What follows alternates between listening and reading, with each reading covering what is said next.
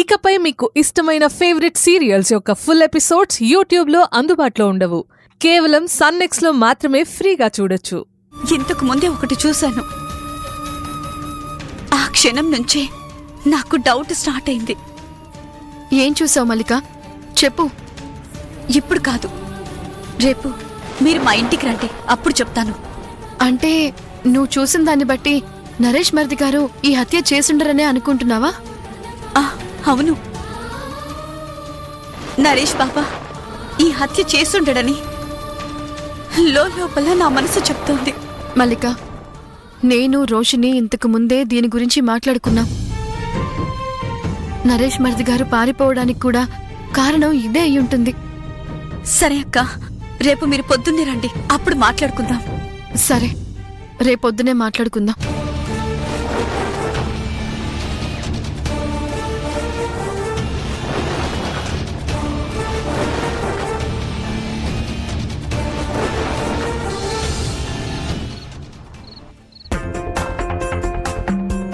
నరేష్ మరిది గారి మీద మల్లిక చాలా కోపంగా ఉంది కదా, మరి ఇంత సడన్ గా అలా ఎందుకు చెప్పిందక్క?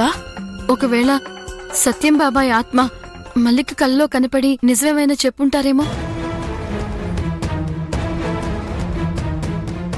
అక్క, మల్లిక అసలు పడుకోనే లేదు కదా, తనెలా కలగంటుంది? అది నిజమే. నరేష్ మరిది గారి మీద అంత కోపంగా ఉన్న మల్లిక హఠాత్తుగా ఇలా మారిపోయిందంటే ఏదో స్ట్రాంగ్ కారణం ఉండే ఉంటుంది. నాకు కూడా అదే అనిపిస్తుందక్క. మల్లిక ఒక ఇంపార్టెంట్ ఇన్సిడెంట్ చూశాను అని చెప్పింది. ఒకవేళ అదే తన మనసుని ఆలోచింపచేసుంటుంది. అదేంటంటావ్?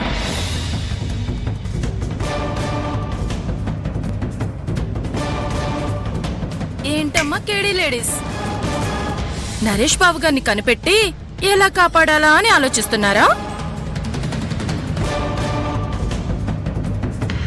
ఏంటా లుక్స్? మీరు చాలా తెలివిగలవారు కదా. అయినా ఇంకో ఇంటెలిజెంట్ ఎక్కడా కనిపించడం లేదు. ఏదో సిఐడిలా బిల్డప్ ఇస్తూ నరేష్ బాబు గారిని కనిపెట్టి ఇంటికి తీసుకురండి. మా బాధ నీకు వెటకారంగా ఉందా? ఒక్కటి పీకానంటేనా? రోషిని, వదిలే. దాని గురించి తెలిసిందేగా, లీవ్ ఇట్. ఇలా చూడు, నీకిప్పుడు సపోర్ట్ చేయడానికి ధర్మేష్ బావ గారు కూడా లేరు. మర్యాదగా ఇక్కడి నుంచి వెళ్ళిపో, లేకపోతే ఇక్కడే నిన్ను చంపేసి కనిపించడం లేదని చెప్తాను. వెళ్ళు, వెళ్ళిక్కడి నుంచి. కేడి ladies.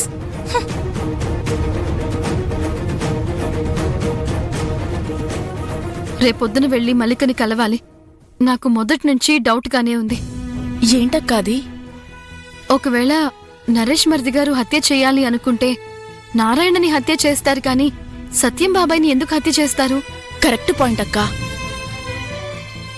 At the same time confusion point కూడా.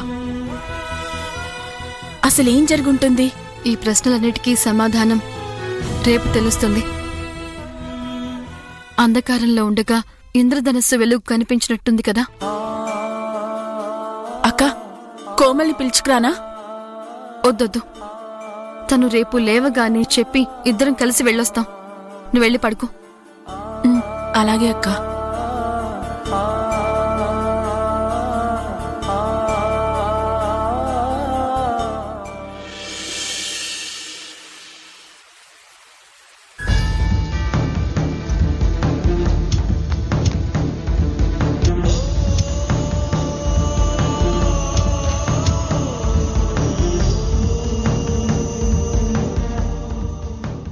మల్లిక, నువ్వేదో చూశానన్నావు, ఎక్కడ?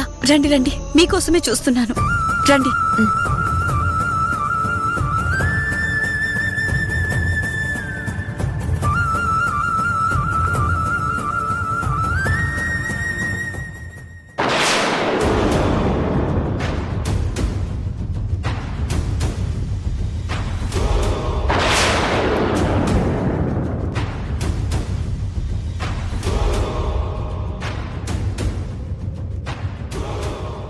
ఈ చేతి గుర్తు ఎవరిదై ఉంటుంది?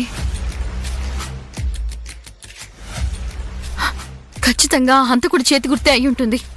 అవునక్క, హత్య చేసి పారిపోతుండగా ఆ చేతికున్న రక్తం మరక గోడకంటుకుని ఉంటుంది.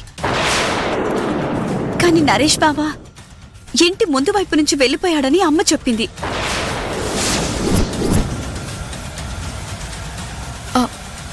ఇది కన్ఫర్మా? అలా చెప్పినట్టే నాకు గుర్తు. మనం మళ్ళీ ఒకసారి పిన్నితో మాట్లాడి ఈ విషయం కన్ఫర్మ్ చేసుకుందాం.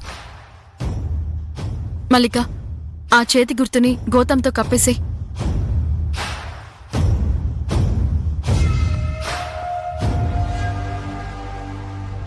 భవిష్యత్తులో ఈ సాక్ష్యం మనకి చాలా ఉపయోగపడుతుంది. సరే పదండి, పిన్నికి డౌట్ రాకుండా అడిగి తెలుసుకుందాం.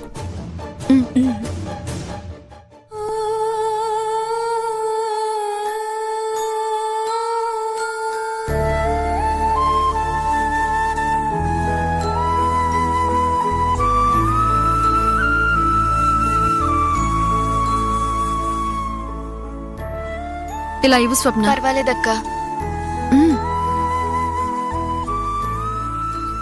పిన్ని, ఇలా ఇవ్వండి. పర్వాలేదమ్మా. ఇవ్వండి.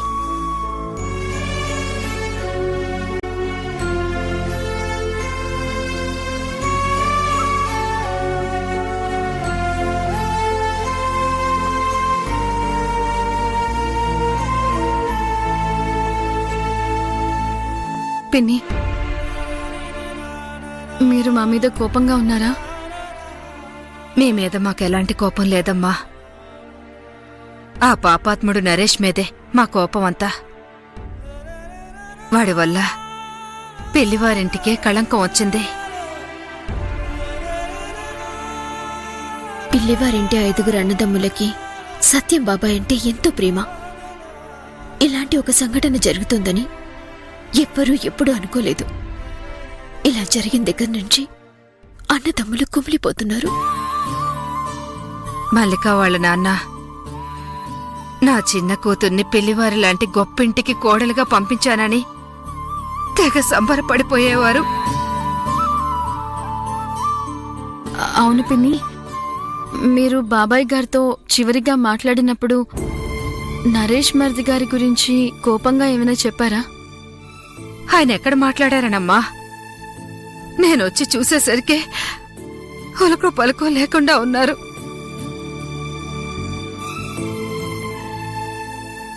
అప్పుడు నరేష్ బాబు గారు లోపలే ఉన్నారు పిన్ని. నరేష్ బాబు గారు బాబాయ్తో గొడవ పడ్డట్టు ఏమైనా మాటలు వినిపించాయా? అలాంటిదేం వినిపించలేదమ్మా. నేనొచ్చేసరికే ఇంటి వీధి గుమ్మం తలుపు తెరిచే ఉంది.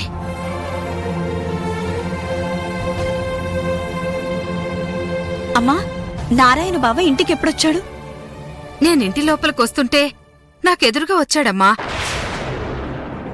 మేమిద్దరం మాట్లాడుకుంటేనే లోపలికొచ్చాం. అప్పుడు నరేష్ అరుపులు విని అటువైపు చూసాం.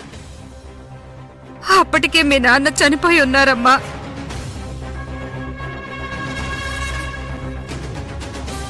ఆయన తల వెనకాల ఒకటే రక్తం. నరేష్ ఆయన పక్కనే కూర్చుని ఉన్నాడు. వాడి చెయ్యంతా రక్తమే ఉంది.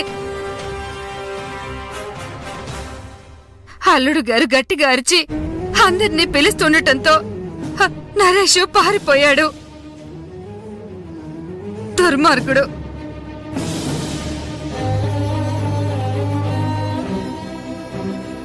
నరేష్ బావ పారిపోయేటప్పుడు పెరటి వైపు నుంచి పారిపోయాడమ్మా? లేదే, వీధి గుమ్మం నుంచే పారిపోయాడు. వెనక తలుపు వేసే ఉంది.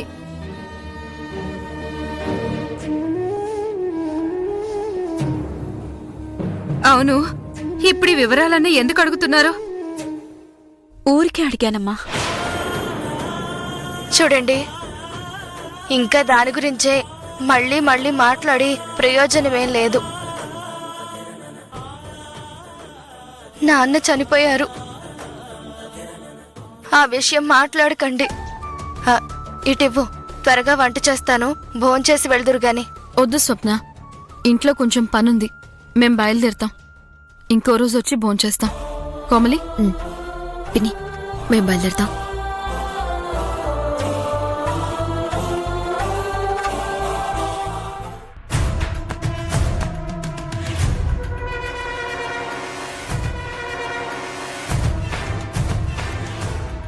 కోమలి, అమ్మ చెప్పిన దాన్ని బట్టి చూస్తే నరేష్ బావ వీధి గుమ్మంలో నుంచి బయటికి వెళ్ళాడు. అవును, ఇంటి వెనుక తలుపు మూసుందన్నారు కాబట్టి